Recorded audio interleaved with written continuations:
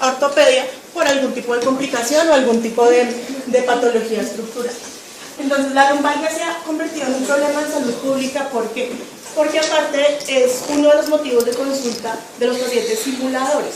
Y digamos que eso lo hace un reto para uno, y digamos que con el pasar de los años ustedes van a ir adquiriendo el ojo clínico de saber si el paciente está simulando y lo que quieren es algún tipo de ganancia secundaria o si en verdad tienen una lumbalgia real.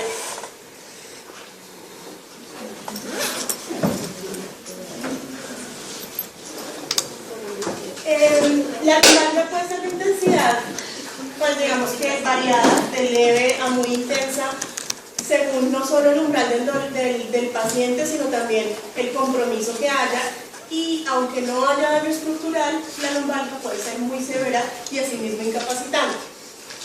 La mayoría o la etiología más frecuente es definitivamente la lumbalgia inespecífica. La lumbalgia inespecífica es la que nosotros la llamamos que no tiene compromiso estructural, quiere decir que no hay un componente causal, sino es simplemente asociada a una mala postura, a falta de higiene postural o a un mal ejercicio. Otra cosa importante con la lumbalgia es que racionalizamos el uso de las imágenes diagnósticas. ¿Por qué? Porque, como les digo, como es un motivo de consulta demasiado frecuente, no a todos los pacientes los podemos tomar imágenes. ¿Por qué? Porque se nos volvería un gasto innecesario para tener el 90% de las imágenes normales. Por eso tenemos que tener en cuenta cuáles son los signos de alarma específicos de la lumbalgia que nos van a hacer pensar que necesitamos toma de imágenes. En cuanto a la definición, la lumbalgia se define como un dolor, tensión muscular o rigidez que causa molestia al paciente. Y algunos se sabe la limitación anatómica de la lumbalgia.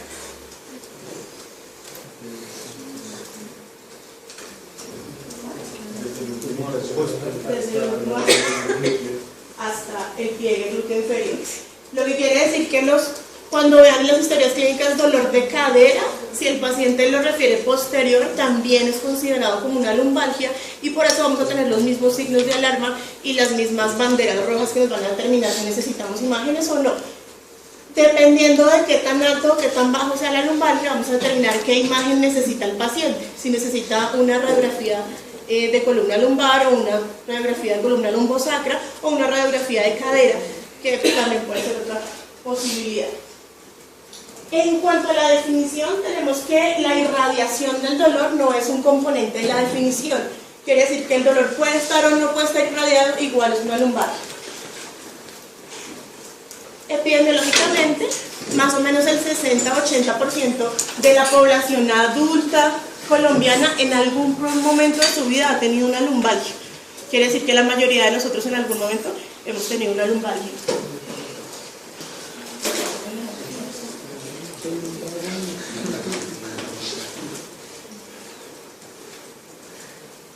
La prevalencia la dividimos digamos que en dos grandes puntos. La prevalencia anual de los motivos de consulta de las unidades de consulta externa es más o menos el 50% de la población en edad productiva o en edad laboral consulta en el año por una lumbalgia, y más del 80% están en esa edad, que es el rango entre los 25 y los 45 años, que es la fase más productiva. En general, la lumbalgia es de buen pronóstico, se autolimita y no necesita de nuestros mayores esfuerzos o medicación o digamos que esfuerzo terapéutico para solucionar. Por lo que se dice que el 90% mejoran o espontáneamente o con manejo leve en el primer mes.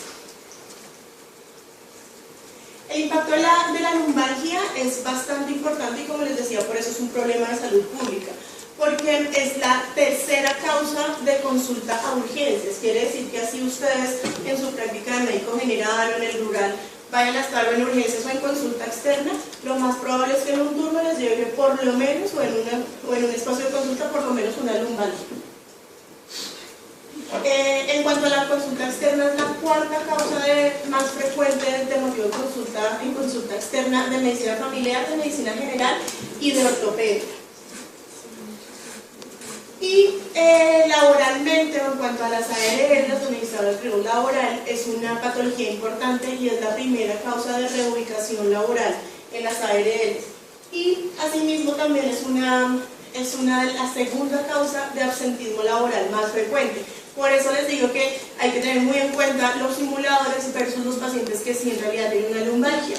Porque para un trabajador que necesita un día de permiso o simplemente incapacitarse algunos días por burnout, por su trabajo, por lo que sea, es muy fácil simular una lumbalgia, igual que pasa con las cefaleas, porque es algo que estructuralmente o que nosotros no necesitamos que el paciente tenga la garganta roja o que tenga mocos o que tenga tos. Puede no tener nada físicamente, pero en verdad tener una lumbalgia, o al contrario, no tener nada y no tener tampoco ningún tipo de dolor. Solo el 30% de las lumbalgias se cronifican y esas son, digamos, que las que más impacto social tienen, porque más frecuentemente van a necesitar incapacidad, absentismo laboral, y van a necesitar también consulta externa o urgencia. El reporte nacional de invalidez reporta las lumbalgias como la segunda causa de lesiones por invalidez en personas jóvenes.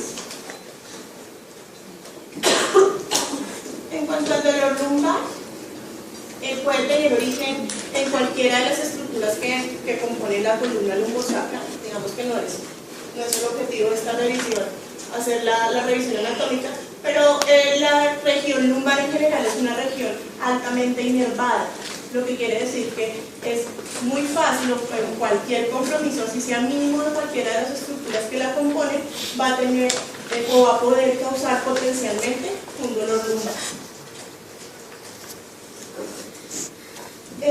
En cuanto al dolor, digamos que las causas más frecuentes de mecanismo de trauma o mecanismo de inicio de la lumbalgia van a ser las traumáticas, por tensión muscular, que lo va a causar usualmente el estrés, o asimismo también posiciones inadecuadas, y la inflamación local por algún tipo de lesión leve. El dolor primario referido va a causar siempre inflamación local, no inflamación visible, pero sí inflamación que el paciente va a interpretar o va a referir como dolorosa. En cuanto a la clasificación de las lumbalgias, las podemos clasificar de muchas maneras, según el tiempo de duración, según el origen anatómico, según la distribución o el patrón del dolor, y según la clasificación diagnóstica, si tiene o no tiene banderas rojas. Entonces, según la duración, vamos a hablar de lumbalgia aguda y crónica. Según la distribución, vamos a hablar de dolor lumbar mecánico inflamatorio cuando no tienen signos de radiculopatía, dolor radicular cuando obviamente tiene signos de radiculopatía, dolor ciático, y dolor referido cuando sospechamos que tiene un origen abdominal o en músculos o en órganos pélvicos y lo está refiriendo el paciente como una lumbalgia.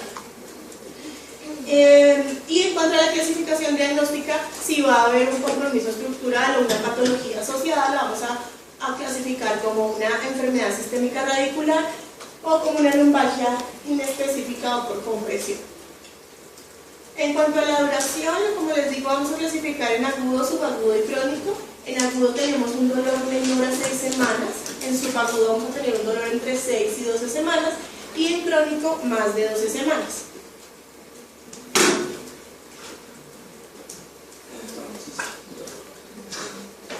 El dolor mecánico es el dolor. Vamos a dividirlos, el tipo de dolor como para que ustedes sepan o sospechen si hay o no componente estructural en dos tipos. El primero es el dolor mecánico. Entonces el dolor mecánico tiene una característica súper importante, es que mejora con el reposo. Y es el paciente que dice, no, pues yo me acuesto y siento un alivio, o me siento y siento un alivio, pero es al pararme, o al cambiar de posición, o al estar mucho tiempo de pie, que más me duele. Este dolor mecánico va a tener un componente inflamatorio bastante importante y puede empeorar algunas veces con el decúbito, pero, o sea, digamos que empeora cuando nos estamos acostando porque hay esfuerzo de la zona lumbar, pero cuando el paciente logra una posición cómoda o adecuada, mejor. Esa es la característica típica del dolor mecánico. En cuanto al dolor inflamatorio, El dolor inflamatorio puede también empeorar con el movimiento, pero tiene una característica y es que no mejora con el reposo. Son pacientes que dicen que en la noche igual siguen con el dolor, que les interrumpe el sueño, porque estar quietos definitivamente no mejora con el dolor. Con el ejercicio ocasionalmente sí mejora, y aquí tenemos sobre todo pacientes que tienen compromiso estructural óseo, pacientes que van a tener artritis, que van a tener espondilitis, que cuando hay, digamos que, disminución de la rigidez local, van a mejorar. Por eso algunas veces mejoran con el ejercicio. Y puede acompañarse este dolor, como les digo, cuando hay rigidez, de rigidez matutina, que para que sea importante como signo de alarma, tiene que ser mayor a 30 minutos en la mañana. Y el dolor inflamatorio tiene otra característica, y es que suele presentar un inicio y una progresión, digamos que en el tiempo. ¿Qué quiere decir? Que el paciente dice, es que hace una semana empecé con algo de dolor y cada día voy peor, cada día ha empeorado. Esa es otra característica del dolor inflamatorio. En cuanto a la etiología, entonces, como les decía, podemos tener muchísimas causas, casi que cualquier patología estructural o patología sistémica o simplemente estrés o todas las causas psicogénicas nos pueden causar dolor lumbar. Entre las causas, digamos que más frecuentes tenemos las traumáticas agudas, las inflamatorias no infecciosas por daño local, las infecciosas, también las lesiones en partes blandas, las psicógenas y los dolores por neoplasias.